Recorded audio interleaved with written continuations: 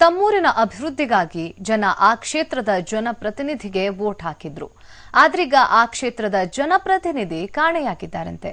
ನಾವು ಯಾರಿಗೆ ವೋಟ್ ಹಾಕಿದ್ದೀವಿ ನಮಗೆ ತಿಳಿತಿಲ್ಲ, ದಯವಿಟ್ಟು ಅವರನ್ನ ಹುಡುಕೊಡಿ ಅಂತ ಕೇಳ್ತಿದ್ದಾರೆ. ಆ ಜನಪ್ರತಿನಿಧಿ ಯಾರು ಗೊತ್ತಾ? ನೀವೇ ನೋಡಿ.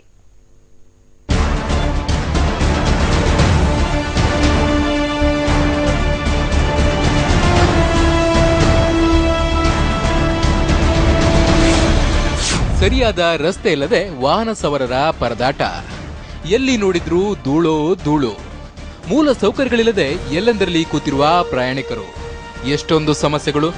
ಆದ್ರೆ ಇದನ್ನೆಲ್ಲ ಯಾರ ಬಳಿ ಹೇಳ್ಕೊಳ್ಳೋದು ಅಂತ ಜನ ಹುಡುಕಾಟ ನಡೆಸಿದ್ದಾರೆ.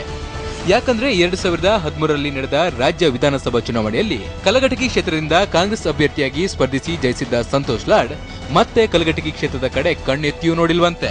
ಎಲೆಕ್ಷನ್ ನಲ್ಲಿ ನಾನು ಗೆದ್ರೆ ರೈತರಿಗೆ ಶುಗರ್ ಫ್ಯಾಕ್ಟರಿ ಜೊತೆಗೆ ಉಚಿತ ಬೋರ್ವೆಲ್ ಹಾಕ್ಸ್ತೀನಿ, ಜೊತೆಗೆ ನಾನು ಕಾಮಗಾರಿಗಳನ್ನು ಮಾಡಿ ಈ ಕ್ಷೇತ್ರವನ್ನ ಉದ್ಧಾರ ಮಾಡ್ತೀನಿ ಅಂತ ಹೇಳಿದ್ರಂತೆ. ಆದ್ರೆ ಎಲೆಕ್ಷನ್ ಮುಗಿದು 4 ವರ್ಷಗಳ ಸನಿಯಕ್ಕೆ ಬಂತು. ಕೊಟ್ಟಿರುವ ಭರವಸೆ ಹೋಗ್ಲಿ, ಅಟ್ಲೀಸ್ಟ್ ಕ್ಷೇತ್ರಕ್ಕಾದ್ರೂ ಬರ್ಲಿ ಎನ್ನುತ್ತಾರೆ ಇಲ್ಲಿನ ಜನ.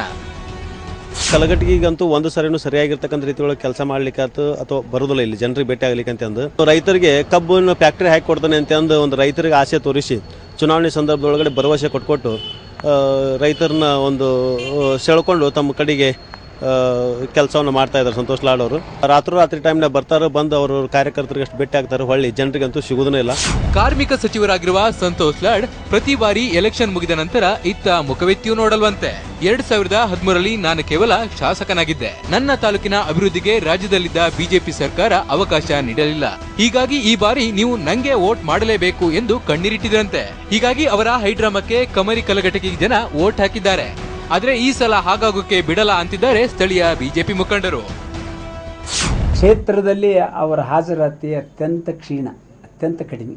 ಆದರೆ ಇವತ್ತು ನನ್ನ ಕ್ಷೇತ್ರದ ಜನ ಮುಗ್ಧರಿರೋದಕ್ಕೆ ಅದರ ದುರುಪಯೋಗ ಆಗಿತ್ತಲ್ಲ, ಅವ್ರನ್ನ ಜಾಗೃತಗೊಳಿಸಿ ಅವರಿಗೆ ತಿಳುವಳಿಕೆ ನೀಡಿ ಎಚ್ಚರಿಸಬೇಕಾಗಿದೆ. ಆ ಕೆಲಸದಲ್ಲಿ ನಮ್ಮೆಲ್ಲ ಕಾರ್ಯಕರ್ತರು ಶ್ರಮವಹಿಸಿದ್ದಾರೆ. ಇನ್ನು ವಿಧಾನಸಭೆಯಲ್ಲಾದು ಕ್ಷೇತ್ರದ ಸಮಸ್ಯೆ ಬಗ್ಗೆ ಚರ್ಚೆ ಮಾಡ್ತಿದ್ದಾರೇನೋ ಅಂತ ನೋಡಿದ್ರೆ ಮಾನ್ಯ ಶಾಸಕರು ಅಲ್ಲೂ ಗೈರಾಗೋದೇ ಜಾಸ್ತಿ. ಹೀಗಿರುವಾಗ ಅವರನ್ನ ಹುಡುಕಿ ಕೊಡಿ ಅಂತ ಬೀದಿಗಳಲ್ಲಿ ಭಿತ್ತಿಪತ್ರ ಅಂಟಿಸಬೇಕಾಗುತ್ತೆ ಅಂತಿದ್ದಾರೆ ಮಂದಿ.